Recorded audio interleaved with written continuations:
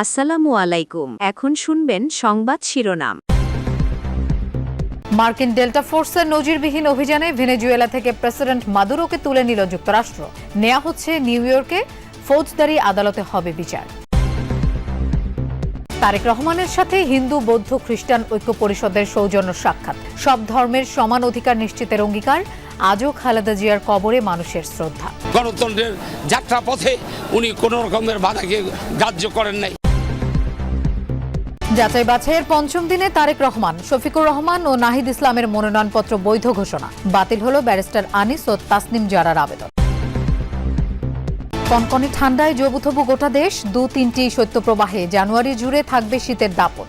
ঘন কুয়াশায় শাহজালাল বিমানবন্দরে শিডিউল বিপর্যয়।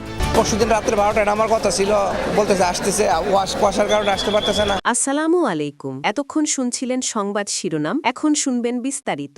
ভেনেজুয়েলায় স্পেশাল ফোর্সের অভিযান চালিয়ে তুলে নিয়ে যাওয়া হয়েছে দেশটির প্রেসিডেন্ট নিকোলাস মাদুরো এবং তার স্ত্রীকে। অভিযানের সময় রাজধানী কারাকাসের বিভিন্ন স্থানে অন্তত ৭ দফায় ক্ষেপণাস্ত্র এবং রকেট হামলা চালানো হয়। মার্কিন প্রেসিডেন্ট ডোনাল্ড ট্রাম্প মাদুরো এবং তার স্ত্রীর আটকের বিষয়টি নিশ্চিত করেন। তিনি জানান তাদের নিউ ইয়র্কে নেয়ার প্রস্তুতি চলছে। শিগগিরই তাদের যুক্তরাষ্ট্রের ফৌজদারি আদালতে বিচারের মুখোমুখি করা হবে বলেও জানানো হয়েছে। যুক্তরাষ্ট্রের আগ্রাসনের তীব্র প্রতিক্রিয়া জানিয়ে প্রতিরোধের ঘোষণা দিয়েছে কারাকাস। স্থানীয় সময় রাত ২টার দিকে হঠাৎই একের পর এক বিস্ফোরণে কেঁপে ওঠে কারাকাস। কিছু বুঝে ওঠার আগেই ভেনেজুয়েলার রাজধানীর আকাশে দেখা যায় বিভিন্ন ধরনের সামরিক হেলিকপ্টার। এসব সামরিক হেলিকপ্টারে ছিলেন ডেল্টা ফোর্সের সদস্যরা। মার্কিন এই বিশেষ বাহিনীর অভিযানে অংশ নেয় কোবরা, অ্যাপাচি, চিনুক সহ বিভিন্ন ধরনের হেলিকপ্টার। রাজধানী সহ দেশটির মিরান্দা, আরাগুয়া, লা গুয়ারা সহ বেশ কিছু গুরুত্বপূর্ণ এলাকায় চালানো হয় অভিযান। বিভিন্ন পাল্লার ক্ষেপণাস্ত্র এবং রকেট দিয়ে চালানো হয় হামলা। তবে দেশটির দক্ষিণের দুটি প্রধান ও কৌশলগতভাবে গুরুত্বপূর্ণ সামরিক ঘাঁটি ফুয়ের্তে টিউনা এবং লা কার্লোতা ছিল এই অভিযানের প্রধান টার্গেট। হামলার ফলে বিদ্যুৎ বিচ্ছিন্ন হয়ে পড়ে ঘাঁটি দুটির আশেপাশের এলাকা। আতঙ্ক ছড়িয়ে পড়ে বাসিন্দাদের মাঝে। অভিযানকে ঘিরে বিশ্বজুড়ে যখন শুরু হয় তোলপাড়, তখন আসে মার্কিন প্রেসিডেন্ট ডোনাল্ড ট্রাম্পের ঘোষণা। জানান ভেনেজুয়েলায় সামরিক অভিযান চালিয়েছে মার্কিন বাহিনী। আটকের পর দেশের বাইরে নিয়ে যাওয়া হয়েছে প্রেসিডেন্ট মাদুরো এবং তার স্ত্রীকে। ভেনেজুয়েলার বিরুদ্ধে বড় আকারের হামলা চালানো হয়েছে। এই হামলার পর দেশটির প্রেসিডেন্ট নিকোলাস মাদুরো ও তার স্ত্রীকে আটক করা হয়েছে। ভেনেজুয়েলার প্রেসিডেন্ট নিকোলাস মাদুরো এবং তার স্ত্রী বর্তমানে যুক্তরাষ্ট্রের হেফাজতে রয়েছেন। শিগগিরই তারা দেশটিতে ফৌজদারি অভিযোগে বিচারের মুখোমুখি হবেন বলেও জানানো হয়। এদিকে যুক্তরাষ্ট্রের বিরুদ্ধে লড়াই চালিয়ে যাওয়ার ঘোষণা দিয়েছে ভেনেজুয়েলা।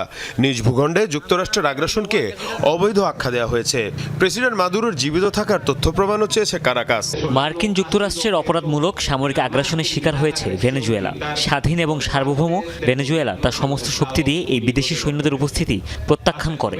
দেশের প্রতিরক্ষার জন্য আমরা আমাদের সর্বোচ্চ সক্ষমতা দিয়ে লড়াই চালিয়ে যাব। বিএনপির গুলশান কার্যালয়ে হিন্দু বৌদ্ধ খ্রিস্টান ঐক্য পরিষদের প্রতিনিধি দলের সঙ্গে বৈঠক করেছেন দলের ভারপ্রাপ্ত চেয়ারম্যান তারেক রহমান।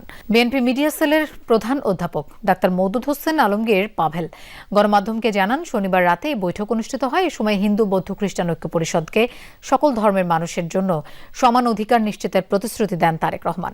হিন্দু বৌদ্ধ খ্রিস্টান ঐক্য পরিষদের নেতারা বেগম খালেদা জিয়া যেমন নিরাপত্তা দিয়েছেন, তারেক রহমানের কাছেও তেমনটা চেয়েছেন। এ সময় ঐক্য পরিষদের সভাপতি মণ্ডলীর সদস্য সুব্রত চৌধুরী জানান, ৫ আগস্ট পরবর্তী সময়ে যেসব চ্যালেঞ্জ সামনে এসেছে সেগুলো নিরসনে কি করা যায় তা নিয়ে আলোচনা হয়েছে। সংখ্যালঘু এবং সংখ্যাগুরু এই বিভাজনটির ভিতরে উনি যেতে চান না। উনি বাংলাদেশের সকল নাগরিক সমান অধিকার ভোগ করে, এটাই তিনি বিশ্বাস করতে চান এবং সবারই একটা এবং এক অভিন্ন পরিচয়।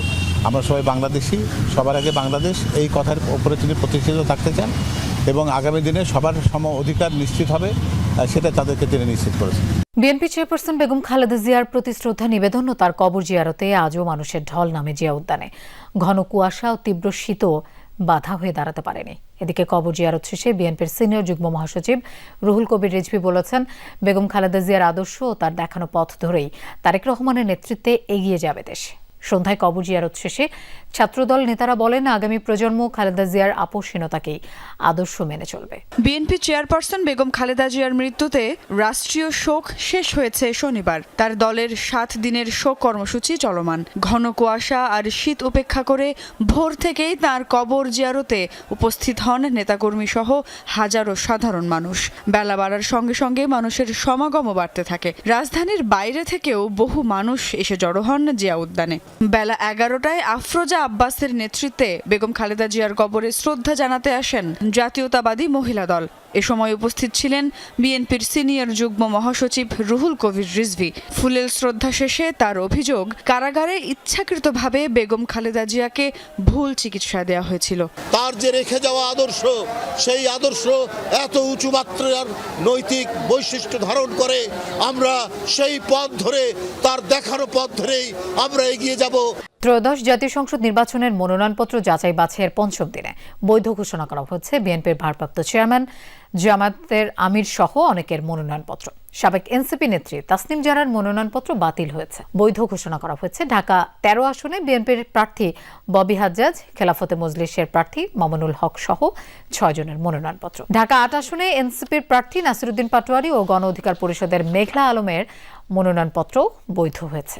শনিবার সকাল থেকে রিটার্নিং কর্মকর্তাদের কার্যালয় ছিল প্রার্থীদের পদচারণায় মুখর। মনোনয়নপত্র যাচাই বাছাই পরবর্তী সিদ্ধান্ত জানতে প্রার্থীরা ভিড় করেন প্রতিটি কার্যালয়ে। দুপুরে বিভাগীয় কমিশনারের কার্যালয়ে যান বিএনপি নেতা আব্দুস সালাম। জানান, ঢাকা 17 আসনে বিএনপির ভারপ্রাপ্ত চেয়ারম্যান তারেক রহমানের মনোনয়নপত্র বৈধ হয়েছে।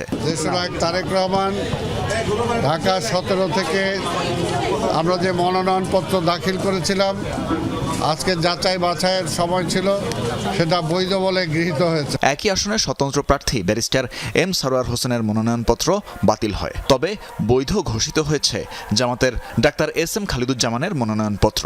একই আসনে বিএনপি চেয়ারপারসন তারেক রহমানের সাথে প্রতিদ্বন্দ্বিতাকে চ্যালেঞ্জ মনে করছেন না তিনি। আমি পার্সোনালি কোনো ব্যক্তিগত চ্যালেঞ্জ এটাকে মনে করি না, এবং এই এলাকার জনগণ আমি যেটা দেখেছি আমাকে বিপুল ভোটে জয় করবে ইনশাআল্লাহ।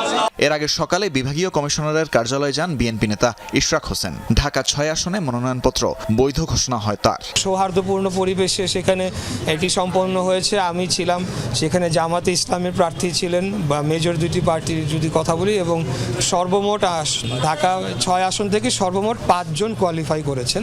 এদিকে ঢাকা 9 আসনের স্বতন্ত্র প্রার্থী ডাক্তার তাসনিম জারার মনোনয়ন বাতিল ঘোষণা করেন রিটার্নিং কর্মকর্তা। আপিল করার কথা তারা জানান।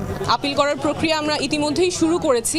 ওনারা দৈব চয়নের মাধ্যমে 10 জনের ভেরিফিকেশন করতে গিয়েছেন, সত্যতা যাচাই করতে গিয়েছেন। সেখানে 8 জনের ওনারা তথ্য সঠিক পেয়েছেন।